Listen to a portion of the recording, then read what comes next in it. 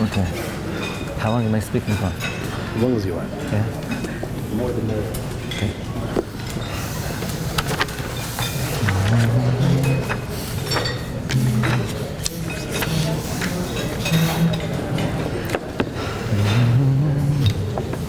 Hold it. I'm gonna hold it, yeah. Just hold it close to your mouth. Freilich and Chanukah, everyone. I didn't know where he was going with the Leil Nittel. We called Rabbi Glatstein to speak dafka on Leil Nittel. Some people have a minute not to learn. I wasn't sure where he was taking that. But it's a great honor to be here. Freilich and Chanukah. And I feel a close family connection to this important event. My family, my wife's family, has a special yedidus with Mishpachas Davis, Germaisi, and actually, you know, this year when I was in Greece and Malta, one of the all-time great Gedolim that is almost unknown, someone who is a prolific writer, he wrote Chidushim on all of Shas, many of them are unpublished, Reb Shmuel Germaisian. Many are not aware, one of the greatest of the Achronim, who wrote Chidushim Mamash on the whole Shas. I want to share with you a question tonight. A Dvar Torah that we're all aware of, but upon further analysis is very difficult. I don't like to say in all probability, definitely. The most well-known question in the entire gamut of all Sifrei Yisrael, of all Jewish literature, the question that's attributed to the Beis Yosef. They found enough oil to last for one night. It miraculously lasted an additional 7 nights. So why were they a Koiveach Chanukah for 8 days? They should have established Chanukah for 7 days. Why would you make an 8-day Yom Tif for a 7-day miracle? If only the Yevanim would have known what would have happened. You know, the Yevanim came lahashkicham Torasecha. If only they would have known that because of them there would be a kasha of the Beis Yosef. That already when I was a kid there was a sefer Ner Lameya, 100 answers to the Beis Yosef's kasha, and now in Lakewood you could pick up Yemei Shmoina, 500 answers to the Beis Yosef's kasha. The Greeks got to be kicking themselves. They are the instigators of more Torah than any other ummah that ever lived. They came lahashkicham Torasecha. They were marbeh kvoid ha-Torah more than any other ummah. One of the most familiar and widely answers to this question is the answer of the Alter of Kelm, and to me, the most troublesome of all the answers. The Alter of Kelm famously marshals the Gemara Masechta Tainis. I didn't realize, you'll never forget now. You know what daf it's on in Masechta Tainis, daf Chaf Hei, yeah? You won't forget that now. Daf Chaf Hei in Tainis, where the Gemara tells us the daughter of Rabbi Chanina ben Doisa, they were very poor, and she was very despondent, and he says, why are you upset? She said, Tati, I accidentally lit vinegar instead of the oil. Whereupon Rabbi Chanina ben Doisa issued the following proclamation, Misha Amar l'shemen v'yidloik hu yoymar l'chometz v'yidloik. What's the nafkamina? What's the difference? He who says that oil should burn should say that vinegar should burn. There's no difference between oil and vinegar. You're just used to it. You take it for granted. There's this phenomenon called combustion, called conflagration. So when you light oil, you just take it for granted that it's going to burn. But is that natural? Is that rational? Is there logic to it? It's miraculous. You can't explain it. Scientists can't explain it. So he who said that oil should burn, tonight will say that vinegar should burn. Says the Alter of Kelm, we have 7 days to commemorate the miraculous extension of the burning of the oil. There's only enough oil to last for 1 night. It lasted miraculously an additional 7 nights. But can we take for granted the fact that oil burns in the first place? That itself deserves our wonderment, our excitement. We should commemorate that. We need to celebrate the everyday, common, miraculous kindnesses of Hashem that we've labeled nature. I know you all know that answer. You've been hearing it since you're a little kid. That is the go-to answer to the Beis Yosef's kasha. You need a Dvar Torah on a Chanukah Masiba. You're a Rebbe in a classroom, you want to give over a message, you can't take nature for granted. But upon further analysis, you buy it? You buy this answer? This is a good answer to the Beis Yosef's Kasha? That we tack on a day to celebrate nature? What in the world does that have to do with Chanukah? Why would we tack it on after 7 days of Chanukah? You could do this to any Yom Tif. How about Pesach? We have 7 days to commemorate Yetzias Mitzrayim. Then we have Kriyas Yamsuf. Oh, don't forget about water. You're taking water for granted. You just open up a bottle of water on your table and you think, you're thirsty. So you could take 2 atoms of hydrogen, 1 atom of oxygen. These are 2 gases that if you would infuse either gas into your system when you're thirsty, you would faint.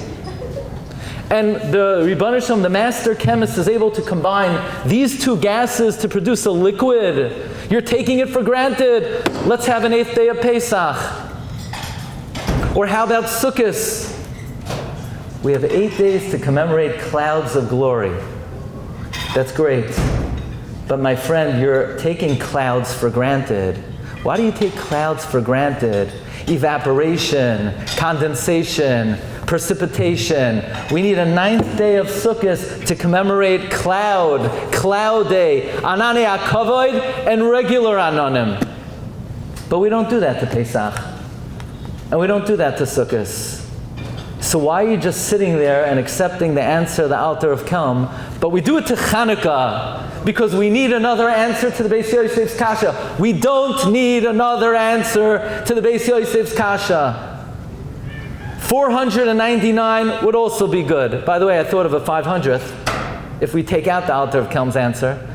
I never realized until yesterday, mamash yesterday, I counted the lines in the Gemara of my Chanukah, the Tana Rabbanan. There are 8 lines in the Gemara. By the way, this answer is as good as at least 230 of the other answers.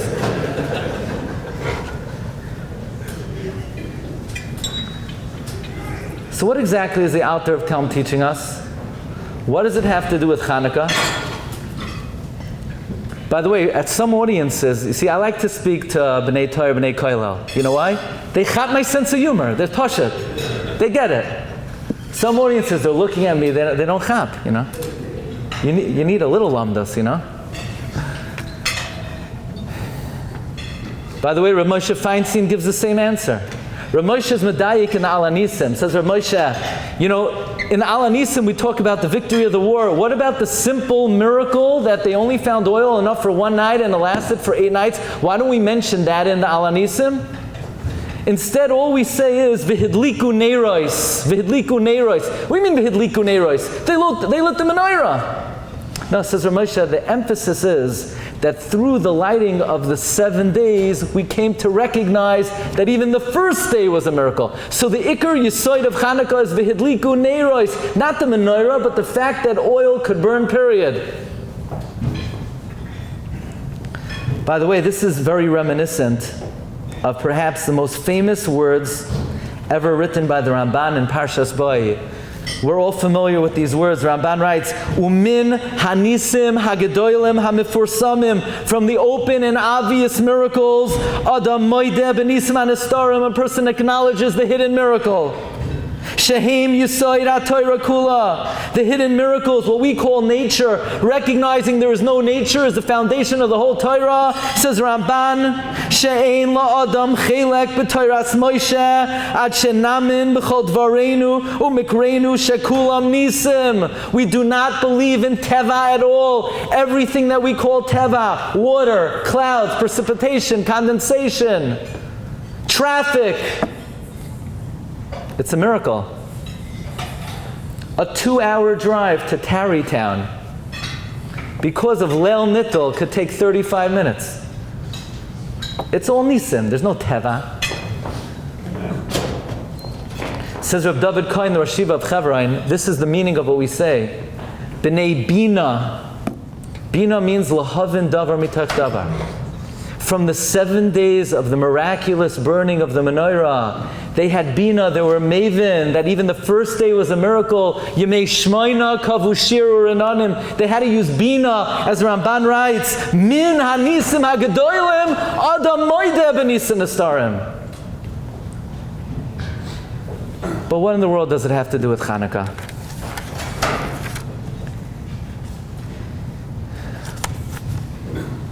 But if we could uncover the depth of what the Alter of Kelm is saying, we can uncover a revolutionary understanding of what the Yom Tov of Chanukah is, and we could really elevate our perception about life in general. Without getting too complicated, there's an idea, al pi Kabbalah, there are 10 spheres. There are 10 mystical emanations. The ikar is, these spheres are not HaKadosh Baruch Hu, they are ways in which HaKadosh Baruch Hu is manifest in the world. That is how Hashem reveals himself in this world. They are Keser, which is Das, Chachma, Bina, Chesed, Gevura, Tiferes, Netzach, Hoid, Yisoid, Malchus. The Marsha in Chagiga says, or when the Mishnah says in Avos, Basura Ma'amoros Nivra Ha'ilam, the 10 Ma'amoros with which Hashem created the world are the Eser spheres. Says the Chida, the 8th sphera is Haid. Says the Chida, Tikunei Zayar says the sphera which is prevalent on Chanukah. You know, every Yom Tov is associated with a particular sphera. So Purim is Netzach, Shuasa Ma'yisa La Netzach. Chanukah is Hoid. Hoid is the 8th sphera. Says the Chida, the reason why Chanukah is 8 days is because it's associated with Hoid. What exactly is Hoid? What is the meaning of Hoid? What does it mean Chanukah is associated with Hoid? You know, in Lashon HaKodesh, there's a very controversial terminology. It's called Shemois HaNerdafim. In English, it means synonyms. In English, there's something called a synonym. Synonym means you have 2 words, they're different words, they mean the same thing. They're synonymous. There's a machlokes achronim. Are there synonyms in Lashon HaKodesh? The Radak, Mitzudas David says, yeah, they're Shemois HaNerdafim. Chazak ve'ematz. Altira v'altechas. There are many synonyms. The Malbim, though, the Malbim argues vehemently there is no such thing as a synonym in Lashon HaKodesh. The Malbim wrote a sefer called Sefer HaKarmel, a lexicon, where he tells you the nuance of difference between seemingly similar words. Chazak ve'ematz. And then there's Hoid and Hadar. What's the difference between the word Hoid and Hadar? They both mean beauty. They both mean splendor. No, says the Malbim. The word Hadar refers to external beauty. Pre-Eitz Hadar. It's a beautiful esrog. It has a nice color. It has nice shape. It has nice bumps. It has a nice crown. It looks appealing. Its external features are beautiful. That's Hadar. V'hadarta pnei zakein. Go over to a zakein and give him external honor. But Hoid means something else entirely. Hoid means internal splendor. You could have an individual. Objectively, maybe they don't look appealing. Objectively, you wouldn't say they have objective good appearance. But there's something about them that transcends the actual appearance that makes them very appealing. Maybe it's their wisdom. Maybe it's their midas toivos. Maybe it's their yiras shamayim. Maybe it's their humility. That is Hoid. It says, Rebbeinu Shem to Moshe, v'nasata mehoidcha alav. Not Hadar. Hadar you can't give to someone. Hadar is an internal splendor that could transcend the external beauty of something. That's Hoid. Hoid is the internal splendor of someone's personality. The central difference between Yavan and Yisrael is the difference between Hoid and Hadar. The Yavanim worshipped the body. The Yavanim glorified muscle tone, body sculpting. The Yavanim said if somebody looks beautiful, they're worthy. And if somebody is unappealing, they're unworthy. That's how the Yevanim looked at man. The Yevanim judged a person by the way it appears to the eye. Hadar, they lived in a world of Hadar. By the way, Yavan looked at the world in the same way. If you could measure it, if you could computate it, if you could calculate it, if you could add it up, if there's a scientific formula, they accepted it and they believed in it. But they did not believe in the intangible supernatural. The Ramban writes, muzzle the mouths of the Yevanim, who said that if they can't understand it, it does not exist. Not so Klal Yisrael. We don't say that a person's worth is determined by how they look. A person's worth is dependent on their midos, on their wisdom, on their chachma, on their yer shamayim, on their anivos. A person is valued based on their hoid. Yes, hadar could enhance hoid. The imahos had yefei toyar, but that's only an enhancement of a hoid. It didn't have internal inherent value. And Klal Yisrael looks at the world differently. We look at the world that what happens in Eretz Yisrael is not dependent necessarily, or at all, on rally. It's not dependent on ammunition. There's a secret behind the scenes mechanism of the universe that even though you don't see it and you can't measure it and you can't calculate it, when B'nai Torah come to a Seder and they learn B'ritzifus, it affects the security of Acheinu B'nai Yisrael and Eretz Yisrael. You can't measure it. There's no scientific formula. But we believe in the height of the universe.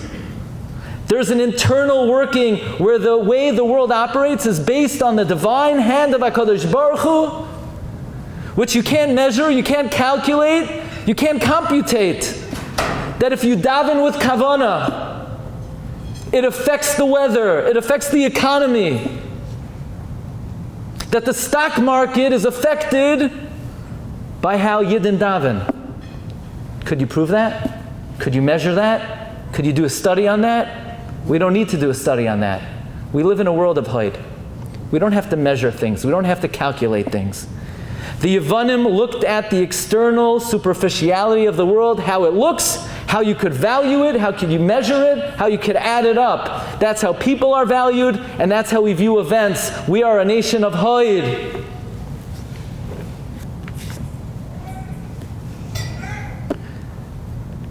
The central battle between Yisrael and Yavan is, what is the dominant philosophy in this world? Is it Hadar? Is it only we believe oil could light? Or do we understand that at the root of it, there's really no nafkamina between oil and vinegar? That's the central battle between Yavan and Yisrael. That extra day, do we believe only oil or even vinegar? That's the machlokes Yavan and Yisrael. And the entire purpose of Chanukah is from the miraculous 7 days, is to come to the Hakara, pull away the veil. Forget about what we call nature. Forget about what we call science. Internally, how does oil burn? It's the Yad Hashem. So you must come to the realization that Misha Amar, Shemen v'yidlaik, hu yoymar l'chaymetz v'yidlaik. That is why Chanukah is associated with Haid. That was the victory of Chanukah. That was the insight we gained on Chanukah. But here's the real winner. Comes the Vilna Gaon, Masechta Brachos. And the Vilna Gaon says in the Imrei Noyam, Masechta Brachos and Daf Nun Ches, that the word Haid and the word Haida are connected. Haida comes from the word Haid. And this is a great treasure. Do you know why we have a hard time thanking HaKadosh Baruch Hu? What is longer, our moedim or our Shema Kollel? What do we add more to? Shema Kollelu, what we need, or what we're thankful for? So if you're honest, the answer is obvious. Moedim moves rather quickly. Shema Kollel could be, it's not avoida, Shema Kollel, all the things we want. Why do we have a hard time thanking Hashem? Do we thank Him for water? Do we spend time every day thanking for water? Do we thank Him for air? Do we thank Him for children? Do we thank Him for parnasa? What do you mean thank Him for children? You know why I have children? Because I got married. You get married, you have children. You go to work, or you go to Kollel, you get some money. What should I be thankful for? Everything in this world, there are processes that explain. You know why it rains? There's water in the ocean. The sun shines on the ocean. The water evaporates. It condenses in the clouds, and it falls. The reason why our moedim list is very short is because we are affected by the philosophy called hadar. Why do I need to have gratitude? What should I be grateful for? All the things in my life I have because of. There's a process, there's an explanation, there's a science behind it, there's a name for it. I'm doing better than my friend, I work harder than him. I'm more successful than the next guy because that's just the way the world operates. Because we are affected by the philosophy of Yavan and Hadar.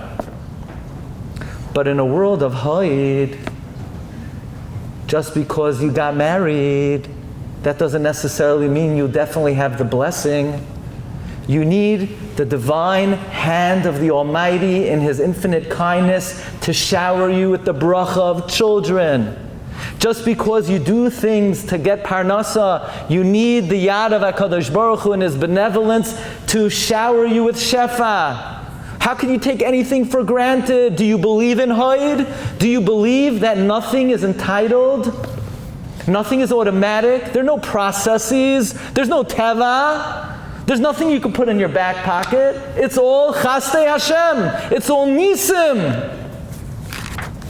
Doesn't the Ramban say, Ein lanu chelek b'Torah Moshe ad shenamin b'chol dvareinu u'mikreinu shekulam nisim. If we believed in the words of the Ramban that everything in our life was miraculous, if we believed in a world of Haid, then Haidah would overflow from us at all times. And that's why the Yom Tov of Chanukah, which is connected to the Sphira of Haid, is the Yom Tov of Haidah. And this is a very powerful idea. And this makes the inside of the Alter of Kelm not like, an outside good chap. By the way, we have an extra day because don't forget about the fact that oil burns in the first place. This is the essence of Chanukah. The Gemara tells us, Amar Rav Huna, Kol haragel b'ner, havin le banim talmidei chachamim. So I know you were supposed to do the first shtickle, but just in a nutshell, connecting it with what we just learned. The Gemara gives us an amazing promise that anyone who lights the candle, anyone who lights ner menorah, will be zoicha to the greatest bracha of all, banim talmidei chachamim. And the kasha that Rabbi Yitzchak Sagi Nahar asks, everybody lights ner Chanukah. Not everyone is zoicha to this bracha. However, if you look carefully in the Gemara says, what's Chanukah? They establish Yom Tovim, Hallel v'Haidah, to sing Hallel and to thank Hashem. The Gemara seemed to have left out the most important mitzvah of Chanukah. What happened to Hadlakas HaMenorah? Did you realize the Gemara left out Hadlakas HaMenorah? Ad kedei kach that Rabbi Shua Mikutna says a chidush. The reason the Gemara left out Hadlakas HaMenorah is because they didn't make a mitzvah to light the menorah until 200 years later after the Beis HaMikdash was destroyed. That's why the Gemara leaves it out. But simply, that's not the simple understanding of the Gemara. So why did the Gemara leave it out? And if you look in the Rambam lists umadlikin eros. The Rambam mentions we light the menorah. The Rambam left out Haidah. Says Rabbi Tzalo Zolti, based on the Rishonim, it must be that if you go home and you go to your menorah and your shver got you a really nice menorah, and you had every kavanah in the world, you were mechavein to mekayim the mitzvah of the menorah, but it didn't dawn on you that there is no mitzvah to light the menorah. The mitzvah is to thank Hashem. The way you fulfill thanking Hashem is by lighting the menorah. Says Rabbi Tzalal, if you don't think that this is an expression of gratitude and you just light the menorah like you shake a lulav and esrog, lo yatsa. There's no mitzvah to light the menorah. The mitzvah is to express gratitude to the Almighty through the act of lighting the menorah. Rav Shlomo Zalman says, chasar ha'ikar. If you don't think it's kedei l'hodos, you're missing the main point. And therefore, yes, everybody lights the menorah. But if it's done with this understanding, if it's done realizing that the purpose of Chanukah is to recognize we don't live in a world of hadar. There's no such thing as teva. There are no processes. There's no evaporation, respiration, digestion, parnasa, children. It's all nisim v'yad Hashem. That's the essence of Chanukah. So there's a guy, Usher. Usher fell in very hard times. Usher had 4 girls from age 23 to 29, couldn't move any of them out of the house. Couldn't find a shidduch for any of them. To add insult to injury, he has a chavrusa who had a daughter, and she got engaged right away. And minog Yerushalayim is you buy the son-in-law a nice apartment in Yerushalayim. So Usher's chavrusa asked Usher, would you mind being the co-signer on the lease? Sure enough, Usher is the co-signer, the loan defaults, and they come and they take away Usher's home. So now he has 4 kids, he can't marry them off, and he doesn't have a house. So he's old Subrachin. So his friend says, why don't you go to the Ger Rebbe? Maybe he has some advice for you. Go to the Beis Yisrael. So Usher goes to the Beis Yisrael, and the Beis Yisrael looks him in the eye and he says, excuse me, Rabbi, do you daven? And Usher's all insulted. Yeah, that's what I came to the Rebbe for? He wants to know if I daven? That's what I need a Rebbe for? So the Rebbe said, no, do you thank Hashem? So Usher's all insulted. I have problems. I didn't come here for you to tell me to thank Hashem. I need you to help me with my problems. And then the Rebbe gave him a formula. The Rebbe said, most people, they have a long laundry list for Shema Kollenu, and Moedim is like Tfilas Hadarach. Here's the ratio, here's the proportion. 60% gratitude, 40% bakashos. Meeting over. Usher comes back to his friend. His friend said, what did the Rebbe say? I can't even talk about it. He's bereges. He said, what did the Rebbe say? He gave me this formula, 40%, 60%. I don't know what he wants from me. I have problems in life. So his friend said, look, you have problems. You're healthy though. You have a home. You have a bed. You have a pillow. You have a toothbrush. You have clothing. Be grateful to HaKadosh Baruch Hu. Thank Hashem. The next morning, it was Chanukah. Usher looked at the tefillos of Chanukah. He looked at the Hallel and he realized where this formula comes from. 6 times we're going to say, Haidu L'Hashem ki tov kili olam chastai. Haidu L'Hashem ki tov kili olam chastai. Haidu L'Hashem ki tov kili olam chastai. 4 times we say, Ana Hashem Hoshiana. Ana Hashem Hoshiana. That's the formula of Hallel. 6 times we thank, 4 times we ask. Sure enough, the story ends happily ever after. As you could imagine, right after that, minutes later, everything turned on a dime. Whether it did or not, the yesod is that we don't live in a world of hadar. By the way, in the book it says it did, and if it says it did, it did. We live in a world of haid. We live in a world where there are no processes, and there's no such thing as nature, and we don't take anything for granted. Everything is the miraculous hand of HaKadosh Baruch Hu. And the entire purpose of Chanukah is to take 7 days of the open miracle and come to the realization that everything in life is a gift from Hashem. Thank you very much. Afrei Lechem Chanukah.